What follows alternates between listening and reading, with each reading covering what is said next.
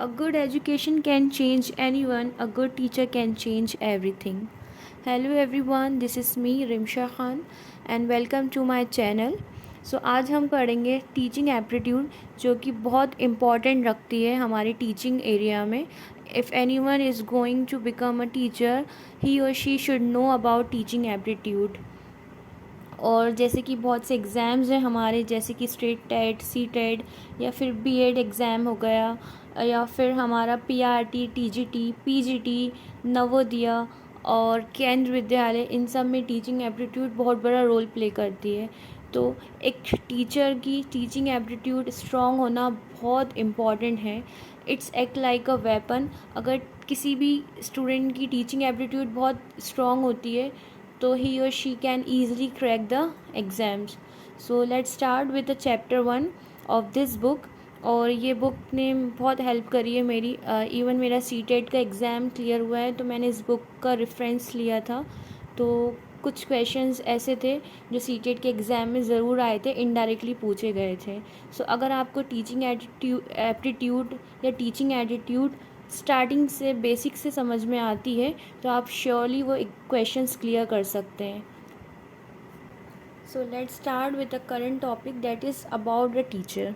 So teaching aptitude understand करने से पहले हमें ये पता होना चाहिए कि टीचर्स के क्या रोल हैं, क्या वर्च्यूज़ हैं, क्या एबिलिटीज़ होती हैं टीचर्स की, और क्या प्रिंसिपल्स होते हैं. तो let's start with the topic. So first, knowledge of the nature of the child.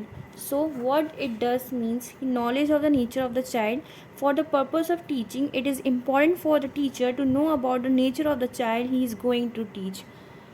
जो टीचर जिस क्लास की, जिस वर्क की टीचर बनती है, उसको पता होना चाहिए कि वो किस टाइप के नेचर के बच्चे को पढ़ाने वाली है, किसको वो टीच करने वाली है. उसे उस चिल्ड्रन का नेचर पता होना चाहिए. You are aware of the facts that from the viewpoint of strength, abilities, interests, emotions and nature all are different. ये हम सबको पता है. इवन हमारे फैमिली मेम्बर्स में भी हम जो सिबलिंग्स होते हैं, हम सबके नेचर अलग अलग होते हैं. अगर हमारा एल्डर सिबलिंग्स जो है उसका नेचर अलग होगा और यंगर सिबलिंग का अलग नेचर होगा. सो ठीक वैसे ही जब एक क्लास में अलग अलग डिफरेंट कम्युनिटीज़ के, डिफरेंट कास्ट के, डिफरेंट रिलीजन के बच्चे एक साथ स्टडी करते हैं तो टीचर का ये पता होना बहुत इम्पॉर्टेंट है कि दे ऑल आर डिफरेंट. तो टीचर को ये पता होना चाहिए वो किस तरह से स्टूडेंट को हैंडल करे. Because everyone have a different strength. Some are below average, some are average and some are very intelligent. And किसी बच्चे का इंटरेस्ट स्टडी में कम होता है, को करिकुलर एक्टिविटीज़ में ज़्यादा होता है as compare to curricular activities. So teachers को उसको मोटिवेट करना चाहिए कि वो करिकुलर में भी अच्छा काम कर सकता है.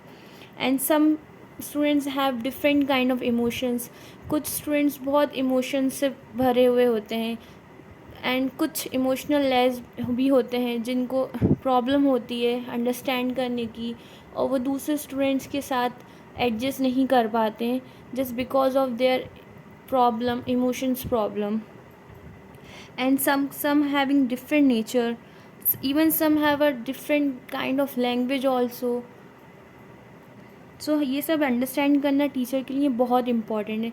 It's not like that if teacher is belong from a Gujarati background so वो गुजराती स्टूडेंट्स को ज़्यादा फोकस करेगी, या फिर टीचर को महाराष्ट्रन स्टूडेंट्स पसंद नहीं है और केरलियन स्टूडेंट्स पसंद हैं, केरला और तमिल के, तो वो उन बच्चों को ज़्यादा अप्रिशिएट करेगी as compare to Maharashtrian student.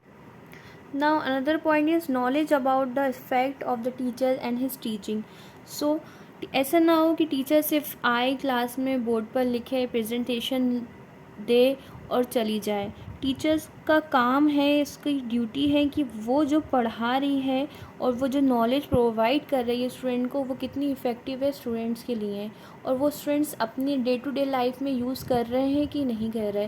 That's why education system में एग्ज़ामिनेशन एक बहुत बड़ा रोल प्ले करता है, एवेल्यूशन, जिसके थ्रू हम टीचर्स पता कर सकते हैं कि कौन स्टूडेंट्स को कितनी इफ़ेक्टिव स्टडी लग रही है और किस स्टूडेंट को किस लेवल तक पहुंचाना है. And the fact of the personality and teachers of teachers cannot be the same of all the students, and it is very important teacher her student के लिए रिजिड नहीं हो सकता, हर स्टूडेंट के लिए फ्रेंडली नहीं हो सकता। Teacher should be act some time neutral also. ऐसा नहीं है कि किसी स्टूडेंट को आई साइट प्रॉब्लम है और टीचर उस स्टूडेंट से जाके बोलेगी कि तुम पीछे जाकर बैठो, और जो स्टूडेंट आगे बैठता है उसको पीछे नहीं करेगी उस स्टूडेंट की वजह से क्योंकि वो उसका फेवरेट है। It's not like that. And class में अगर कोई मेंटल रिटार्डेड बच्चा है, उसको इश्यूज़ आते हैं, तो टीचर्स को उसके साथ कभी कभी पोलाइटली बिहेव करना होगा, कुछ कुछ न्यूट्रल कंसिडर्ड करना होगा उसके स्टडी में। कुछ ऐसे टास्क देना पड़ेंगे जो हर स्टूडेंट्स के लिए सेम नहीं हो सकते। सो ठीक वैसे ही टीचर की पर्सनैलिटी हर स्टूडेंट के लिए सेम नहीं हो सकती है।